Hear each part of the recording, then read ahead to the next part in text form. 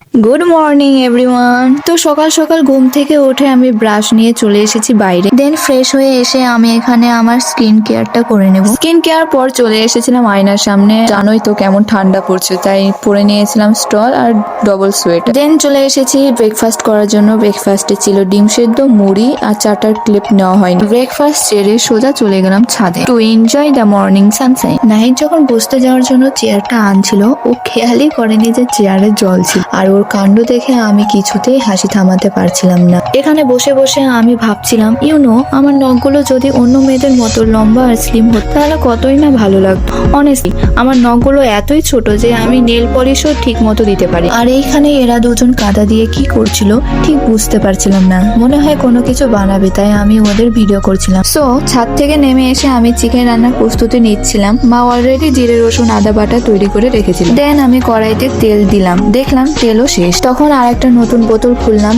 তারপর তেলটা ঢেলে দিলাম। আফটার দ্যাট সামান্য নুন দিয়ে চিকেনটা ভেজে নেব। তো চিকেনটা ভাজা হয়ে গিয়েছে, এবার আমি একটা পাত্রে তুলে নেব। চিকেনটা তুলে নেওয়ার পর ওই তেলে কুচি করা পেঁয়াজ দিয়ে দেবো। পেঁয়াজটা সামান্য ভেজে নেওয়ার পর এবার ওতে বাটাগুলো দিয়ে দিই। তারপর কয়েক টুকরো এলাচ, দারুচিনি, লবঙ্গ, দুটো তেজপাতা দিয়ে নেড়ে নেব। তারপর ওই বাটার ওপর স্বাদ মতো লবণ, লাল মরিচ গুঁড়ো আর হলুদ গুঁড়ো দিয়ে ভালো করে কষিয়ে নেব। এবার মশলাটা কষিয়ে নেওয়ার পরে সেই ভেজে রাখা চিকেন গুলো ওর মধ্যে দিয়ে দেবো। এবার চিকেনটা ভালো করে কষিয়ে নেব। সরি, আমি মশলাটা কষানোর সময় টমেটো কুচিটা দিয়েছিলাম, বলতে ভুলে গিয়েছিলাম। সো মাংসটা পুরোপুরি কষানো হয়ে গেছে। এবার এর মধ্যে আমি কিছুটা জল দিয়ে দেবো। দেন এটাকে ভালোভাবে ঢেকে দেবো। চিকেনটা পুরোপুরি সেদ্ধ হওয়ার পর নামানোর আগে কিছুটা ধনেপাতা কুচি ওপর দিয়ে ছিটিয়ে দেবো। এবার চিকেনটা নামিয়েও নিয়েছি। বাই দ্য ওয়ে, কেমন হয়েছে বলো তো সব? কুকিং শেষ করে ছাদে এলাম। এখানে এসে কাদা দিয়ে ছোটবেলা খেলনাগুলো আবার বানাচ্ছি। বানাতে বানাতে মনে পড়ে গেল আগে এইসব নিয়ে কত খেলেছি। ছাদ থেকে নেমে এসে স্নান করে নিয়েছি। এবার আমি আমার স্কিন কেয়ারটা সেরে নেবো আবার। এবার আমি দুপুরের লাঞ্চের জন্য চলে এসেছি। যে চিকেনটা রান্না করেছিলাম সেটা দিয়ে এখন ভাতটা খেয়ে নেবো। খাওয়া দাওয়া শেষ করে আবার ছাদে চলে এসেছিলাম। তোমরা জানো তো শীতের সময় আমরা সবাই বেশিরভাগ ছাদে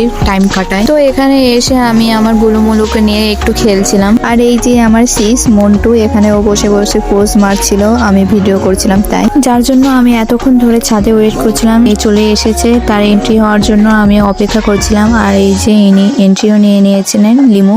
তারপর এখানে লিমুকে ভাত বেড়ে দিয়েছিলাম, ও এবার এসে খেয়ে নেবে। দেন বাড়ি থেকে বেরিয়ে একটু হাঁটু করতে গিয়েছিলাম বাগানের দিকে। আজকের ব্লগটা তোমাদের কাছে কেমন লাগলো বলবে সবাই কমেন্ট। নেক্সট টাইম আবার কোনো নতুন ব্লগ নিয়ে আসবো। টাটা।